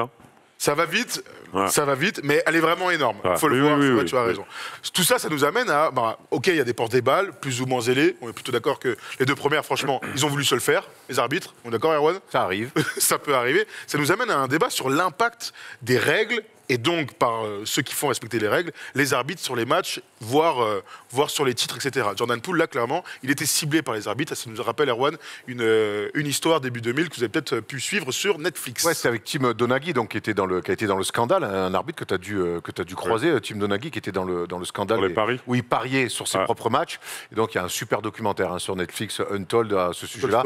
Pour ceux qui l'ont jamais vu, allez le voir, c'est archi intéressant. Et ça nous fait penser évidemment à Allen Iverson, qui, pareil, les arbitres s'étaient dit, on va se le faire. Il avait eu une embrouille avec un arbitre, il l'avait menacé. La NBA n'avait pas suspendu Allen Iverson, et du coup, les arbitres avaient voulu se faire justice eux-mêmes. Et c'était avéré. Il dit, on va se le faire. On va se le faire. Voilà. Donc, on sait que quelque part, les arbitres sont les garants du jeu, et que quelque part, un coup de sifflet, si tu décides de t'en prendre à un joueur et d'être très dur avec lui, tu peux influer match. Mais les arbitres sont censés être Neutre. Bah, clairement. Mais c'est très compliqué d'être neutre dans la vie. C'est impossible. On voit aussi que les arbitres répondent aussi à ce que la NBA au-dessus veut instaurer. On se souvient sur les spin moves, on l'apprend dans ce documentaire, sur les spin moves, que à un moment donné, sur les spins, il voulait faire siffler marcher tout le temps. Et que, hop, par contre, à Jordan, il ne fallait pas lui siffler marcher. Donc on voit On peut parler des antennes, évidemment. Voilà, et par exemple. des antennes aussi. bien Et, sûr, puis, défensives. et on voit que la NBA veut mettre des règles, mais qu'il y a sur les stars, on ne siffle pas ces règles-là. Jamais. Il y a ce coup, c'est peut-être la ligue au monde où les coups de sifflet à la star sont les plus équivoques. Des fois, ça rend fou. Je me souviens que James Harden, quand il avait lancé frein à l'époque, mais on était dans la tête, on se disait, mais arrête, tu lui rends pas service à lui.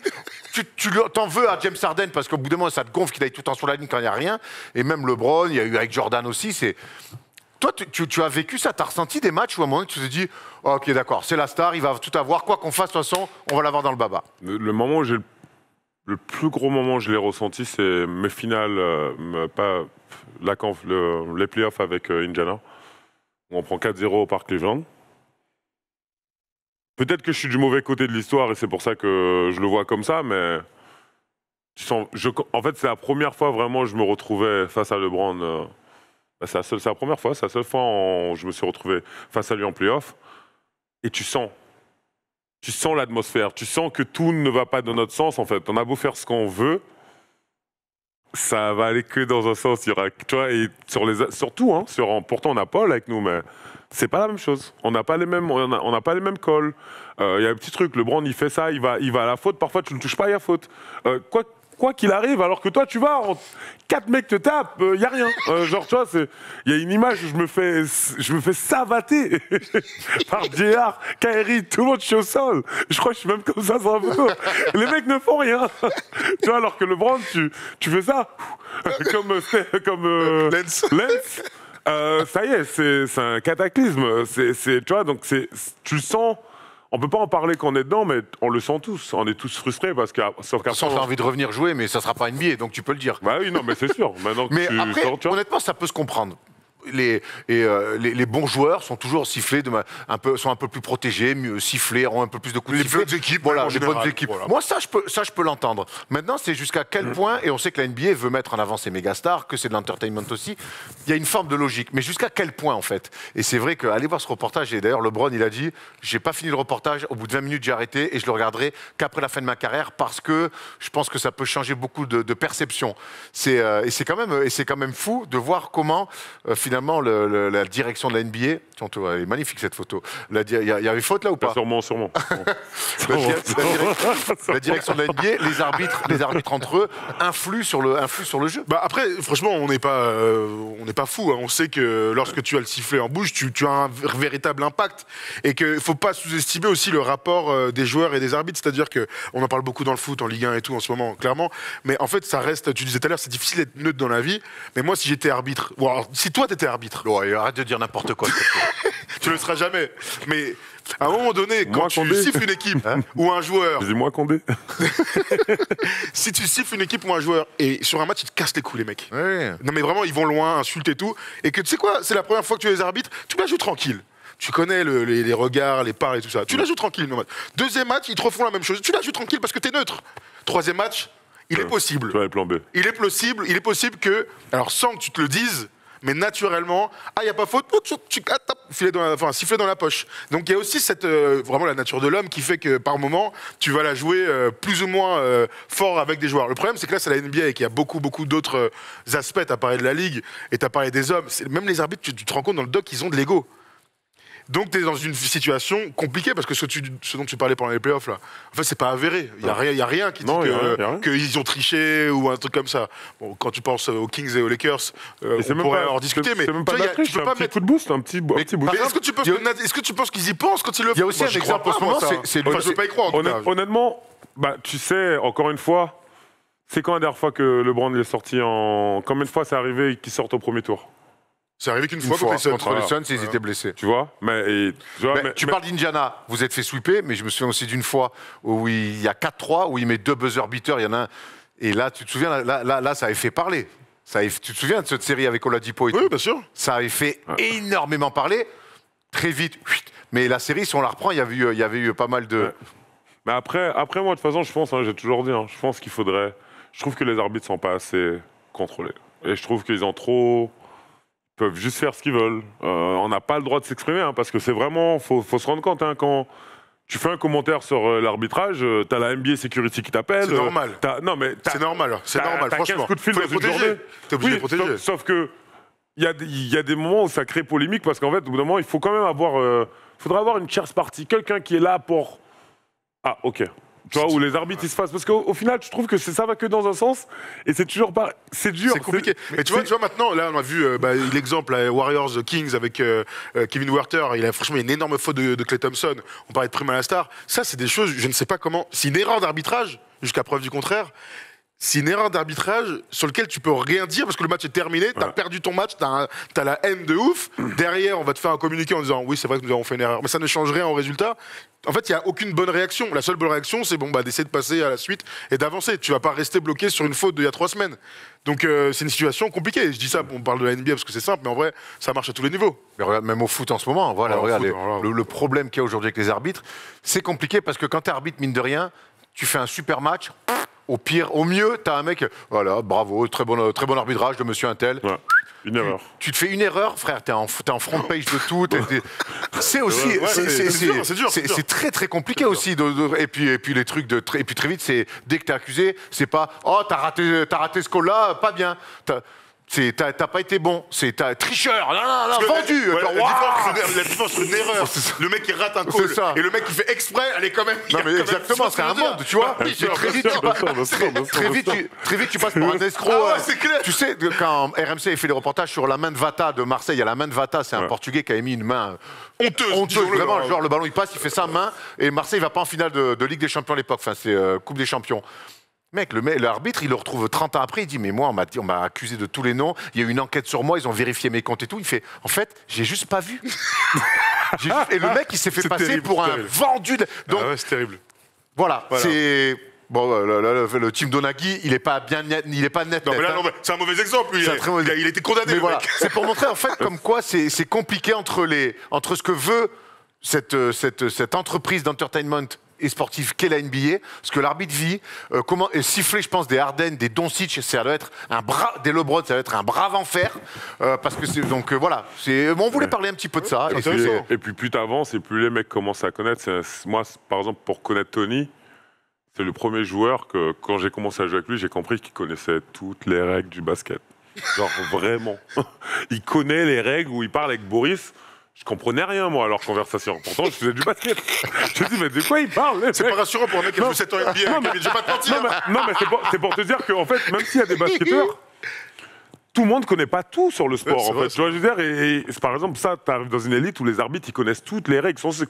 Ils connaissent tout le book, tu vois. Oui. Et tu as des joueurs qui poussent ça à ce niveau. Comme Tony, et encore, mais c'est pas tout le monde. Il y en a plein qui connaissent pas. Il y en a, ils vont faire des trucs simples. Et ils vont être fâchés et on dirait que... Après, être une star Kevin Side, hein, parce que Thiago Splitter, même s'il connaissait toutes les règles, avant qu'il ait un coup de sifflet, il peut aller... Non, on est totalement d'accord, mais quand tu connais les règles, c'est comme connaître la loi. C'est comme... Tu peux jouer avec, quoi. Tu peux jouer avec, tu peux être capable... Un flic vient de parler et tu connais la loi. Il y a moins de chances, il va te laisser tranquille. Tu vois, si tu connais pas la loi et qu'il se rend compte vite que tu connais pas la loi, garde à vue. Bah tu vas vivre, ça va autrement. Les toilettes. I know what you mean. Tu vois, et donc du coup quand tu vois Tony il vient ou même en championnat d'Europe et bam il dit à l'arbitre, il dit papa, on me dit il parle super bien anglais parce qu'il y a des Européens ils parlent pas, donc c'est pas, ils arrivent pas à se faire comprendre même s'ils connaissent. Automatiquement. Tu vas, ok Tony, ok, là, on parle, et tu vois, on parle. Mais quand tu connais pas, toi t'arrives, tu cries, tu fais du chahut. Allez, tu prends ta tête et va là-bas. Non, mais c'est vraiment comme ça, en fait. Et tu vois, j'ai vu cette différence avec Tony et j'étais là, waouh, ils connaissent vraiment toutes les règles. Et ça, là, je me dis, waouh. Franchement, j'ai toujours été impressionné par ça. N'oublions jamais, pour finir ce débat, que sans arbitre, il n'y a évidemment pas de match et c'est le plus important. Et que finalement. Moi qui me suis énervé toute ma vie contre eux, au final, quand tu laisses passer l'orage, tout finit par s'équilibrer. Voilà. Maintenant que t'as arrêté le basket, c'est plus facile à dire maintenant, il y a 10 ans. Ça s'équilibre maintenant qu'ils ont pu arbitrer. Voilà, je l'ai compris bien trop tard. Voilà, allez. On avait un sujet un petit peu houleux avec nos amis en gris ou en rouge, hein, ça dépend. C'était en rouge d'ailleurs, Malakoff-Massy. C'est peut-être pour ça que ça nous a porté chance. Allez, Kevin, t'as perdu contre moi samedi dernier. Tu vas peut-être gagner le quiz. Tu vas peut-être gagner le quiz. Ça va peut-être faire 2-0 Malakoff-Massy après le quiz. J'espère en tout cas que tu m'inviteras après le match retour. M'invite pas 4 Non, mois. c'est ta dernière, force des shows. Allez, le quiz.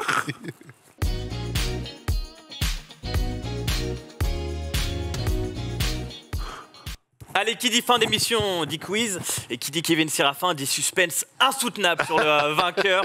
Mais encore une fois, je l'ai un peu adapté pour toi, évidemment. Oh, bah arrête de lui dire ça. Arrête, c'est une nouvelle année, les gars. Bon, j'aimerais avancer, j'aimerais qu'on voit autrement. Voilà. Tu veux un autre nom au quiz?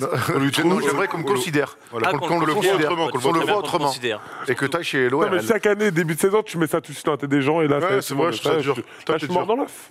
Je suis un peu dur avec toi, je m'en veux énormément. Belle œuf de dinosaure, hein, ceci dit. Bon, j'espère que tu m'en voudras pas trop. J'ai fait des rébus aujourd'hui, on va un peu rigoler. 6 rébus pour commencer, et puis après un petit qui suis-je. Les deux, vous pouvez briller, évidemment. On peut partir directement sur les qui suis-je. Thomas, je t'invite aussi à regarder l'écran pour pas être pris de vitesse. Le premier... J'écrivais un truc important à Jérémy, c'est bon, vas-y. Jérémy, on peut y aller avec le Jean-Michel Maire. Maire vert. Meilleur Léonard. C'est quoi qu'on doit dire? Tu dois comprendre. Il y a une logique sur cette Maire. photo, évidemment. Maire Green Maire. Mais attends, je l'ai pas du tout là. Jean-Michel Maire. Green, il y a un truc green, Je l'ai vert. fait évidemment avec les collègues qui ont plutôt brillé sur le premier. Vous avez le green, ouais, en effet, il y a Donc green. tu peux mettre une photo. J'ai vanté green. Donc tu peux juste mettre une photo de quelqu'un, le mettre en vert et après me sortir de ça. Mais va là-bas. Jean-Michel Green. Donc c'est Jean-Michael Green. Jamaica Green. Merci Jamaica Green. Ok, c'était pas le plus simple visiblement. C'était une mise en marche, hein. Jamaica Green. Ouais, pas, c'est mise en route. On peut enchaîner. Attends, tout est fait pour que j'échoue ici. Antoine. C'est qui le troisième? C'est Néo C'est de un acteur Matrix. connu sur un oui, bord de c'est la comme il 25e heure. Oui, comme il s'appelle. Anthony Edwards. Anthony Edwards, merci. Edward Norton, allez les gars. Hein. On enchaîne, le Frère, le troisième. retour, il est à 8000 km C'est vrai déjà. qu'il est pas cadeau. Qu'est-ce qu'on doit lire? On doit lire un truc? Est-ce que vous reconnaissez le mec qui boit le café? Ouais, c'est Amir Café. Coffee. Amir Kofi, bravo. C'est mais gros, mais c'est super dur ton truc. Amir Kofi, c'était un des plus simples, ça me fait un peu peur. Allez, on enchaîne. Oh là là. Barnet. C'est un beau Dig. chêne. Et qu'est-ce qu'il dit le mec? C'est C'est un beau chêne. un beau chêne. Ah, Beauchamp là, c'est le mec de. Non, c'est un beau chêne. Non. C'est un beau chêne. Qu'est-ce que c'est? Commencez par le prénom, c'est le bruit qu'on veut. Barnet. Ah, Non, vraiment, enfin, ouais. Rodrigue Beaubois. Rodrigue Beaubois. Merci, Rodrigue. Qu'est-ce que c'est que ça? Oh, mais c'est super. Rodrigue. Mais c'est Rodrigue C'est- Beaubois. Ouais, mais Et j'ai dit c'est un beau Ah, chêne. mais gros, C'est un il beau faut. bois. pour trouver Rodrigue Beaubois, il faut dire Rodrigue. Je peux partir, non, laissez-moi partir. Allez, un peu d'imagination. Les agents de sécurité vont me laisser sortir. Regarde, on repart avec celui-là. Je les gèle, c'est qui là? Laurie Markkanen. Non. C'est qui là? Bien Laurie sur la photo. Bah oui, c'est bien Laurie. Laurie, ça d'accord, mais Laurie, Et elle se les gèle. Laurie, se les gèle. Cole. Laurie, elle a froid. C'est qui ça? Laurie, c'est qui ça? Il y a un autre Laurie. Ah, je l'ai pas du tout. Non, c'est Laurie Laurie, mais Kroll. quand t'as froid, tu te les... Tu te les cailles? Mais je l'ai pas du tout. Gros, mais qu'est-ce que c'est ça? Ah oui, Caille. Caille. Hein? Caille Laurie, c'est tout simplement. Oh, mais c'est tout. Oh, l'échec des rébus. Oh, mais oh. Eh, tu sais, on dirait un mec qui va faire un stand-up, il y a 3 personnes, qui viennent et qui comprennent pas tes blagues. Obsession, oh, mais attends. Ils se lancent dans le stand-up. Je suis choqué. Kyle Laurie, c'est incroyable. Kyle Laurie. Bon, à gauche, c'est un métier, hein, le métier de... Ah, mais là, Chaudronnier? Oh. Quand tu fais les cheminées. Père Noël. Comment ça s'appelle déjà? Ah, si je dis le truc, t'as le prénom sur toi. Bah, tu Ramon. Ah ouais. Ramon Seychelles. Ouais, super, super. Allez, on peut s'arrêter là. Hein. Et maintenant, Ramon Session, F Session. Oh non, mais t'es ouais. Ramon, ouais, F Session, Ramon F Session. C'est un peu de jugeote, quoi. Ah ouais, bah ouais. Excuse-moi, Bernstein. Hein. Bravo Tom, en tout cas, c'était ton meilleur jeu de l'année. Hein. J'espère que Honnêtement, ça a je plus suis fait pas- rire le chat. Hein. Je m'en veux pas du tout. Je m'en veux pas du tout. Franchement, là, c'était. Ramon Session, il a mis Ramon F Session. Attends, mais moi, j'ai beaucoup rigolé à les faire, je suis très déçu. Allez, on va essayer de se refaire avec le qui suis-je. Allez. Évidemment, là, c'est des connaissances, vous allez être meilleurs. Je suis né donc le 5 octobre 1987. Et donc 35 ans aujourd'hui, et je ne joue plus en NBA depuis 2018. Après avoir dominé dans mon lycée au Tennessee, je fais une pige à l'université dans une grande fac des États-Unis très connue. J'y serai de 2006 à 2007, où je tournerai à plus de 14 points, 6 rebonds et presque 2 blocs. Très tôt, ma qualité de shoot, mon envergure et mon côté contreur sont pointés par les scouts NBA, même si je suis encore un peu frêle pour la Grande Ligue. C'est pour ça quand même que je serai drafté haut lors de la draft 2008 du côté des Bobcats de Charlotte. Pourtant, je n'y jouerai jamais. Non, dans ma carrière, je ne jouerai que 2 fois dans une équipe à l'Est. Une première fois du côté des Nets, du New Jersey, pour 16 petits matchs. Une deuxième fois, moitié moins, du côté des Celtics. Vous l'aurez compris, je suis plutôt un homme de l'Ouest. D'ailleurs, si Kevin Serafin doit se souvenir de moi, ça serait avec un maillot bleu, texan, lors d'une visite à Washington. Mais bref, reprenons, parce que je sens que je vous perds un peu et c'est un peu le but. Mes 3 premières années se déroulent avec les Warriors. Troy Murphy. Non. Oui, parce que j'ai été drafté par Charlotte, mais échangé le soir même. Très tôt, les blessures vont venir gâcher mes saisons. Lors de ma deuxième saison, en 2008-2009, je rate pas mal de matchs. Seulement 39 au total pour 23 dans le 5. Je montre de bonnes qualités. À l'intersaison, je fais même un gros camp d'été, mais je me blesse à l'épaule avant la reprise. Je dois passer par la case opération. On ne me reverra pas cette saison-là. Au final... Thomas, c'est quoi son nom? Robinson. Pardon? C'est Thomas? Non. Le nom. Ok. On peut pas demander le prénom. Ok. Écoute, j'ai le droit. Écoute, j'essaie de voir. Oui, Thomas, oui. Je vois qui c'est, mais je vois, j'ai un nom. Au final, on me reverra 21 petits matchs avec Golden State, avant d'être tradé en février 2011 du côté des Nets. Mais pour un court passage, on en a déjà parlé, juste le temps de finir la saison. J'arriverai à l'été 2011 du côté, peut-être, sûrement, la franchise de ma carrière, puisque je débarquerai à Dallas. J'y resterai 3 saisons et demie au total, de 2012 à 2015. Pardon? Brandon Wood. Non. Dans le rôle de ma carrière en sortie de banc. Je montre des qualités de contreur, comme je les montrais déjà quand j'étais à North Carolina. Ah, Brandon. Non. Oui. Ah là là, je connais sais le qui c'est. Tismé là. Brandon White. Brandon White, ça part ici, bravo Erwan. Brandon White. En plus, C'est vrai, mais oui. Brandon Wright. Brandon Wright. et en plus, il m'a mis un Thomas. Et oui, oui, c'était donc ça là, Thomas, quand il t'a rendu Brandon visite Wright. avec Washington. À Washington. Ah, allez, sur toi, j'ai vu ça. C'est ça. Bel athlète. C'était un bel athlète. Ouais. C'était de ma Très faute. long. Ouais, très bel. Il est long, grand. Et après, il Très, était très quoi à long. Memphis?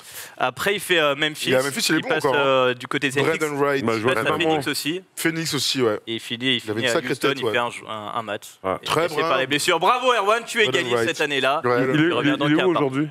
Là, il a a arrêté. l'hosto, je pense. Non, Oh, il a arrêté. bon, hein. ça ou quoi. peut-être. Il était tout le temps blessé. Ah, Vous avez oui. pas fait de l'être à l'hosto. Enfin, Oh là on là. souhaite ça pas aux gens. Il est chez lui tranquille. Bon, il est temps qu'on rende l'antenne pour cette émission. On se retrouve ce soir, 22h, 23h, pour ceux qui regardent l'émission aujourd'hui sur Brut, avec Tom Serravino. Tiens, il sera avec moi, parce qu'au bout d'un moment, il nous doit une revanche. Et puis on se retrouve vendredi, 22h, 22h minuit, pardon, libre antenne. Tu viens ou pas lundi? Lundi prochain? Ouais. On en discute. Allez, on va... Vas-y, je viens. Non, je viens. Voilà, avec Kevin qui nous fait un doublé, comme Arthur la semaine dernière. Et puis voilà, on se retrouve sur tous les réseaux avec Jérémy, Polo et toute l'équipe First Team. Et Thomas. Tom Serravino, s'il avait fini les études, on pourra finir là-dessus, Erwan. Regarde comme il est beau. Tom Servinus, il avait fini les études. Il faut faire un. Regarde comme il est beau là. Il est lui, là magnifique. Ouais, c'est lui, regarde-le. C'est moi ça? Oh là, t'es beau. On dirait Jean Moulin s'il avait pas été résistant. Mais c'est qui cette personne Mais pour qu'on c'est toi l'insulte? ça. C'est Là, toi ça. tu viens juste de résoudre une affaire. Voilà. On peut finir là-dessus. Sombre affaire. Hein. Tom Servinus, il avait gardé dans un foyer à plus de 1500 € par mois, cumulé. Oh, bah, d'accord. J'embrasse mes parents. Bon anniversaire, monsieur Serravino, 60 ans. Oh la vache. Il est bon. Oh la vache. Oui, on va jouer ça.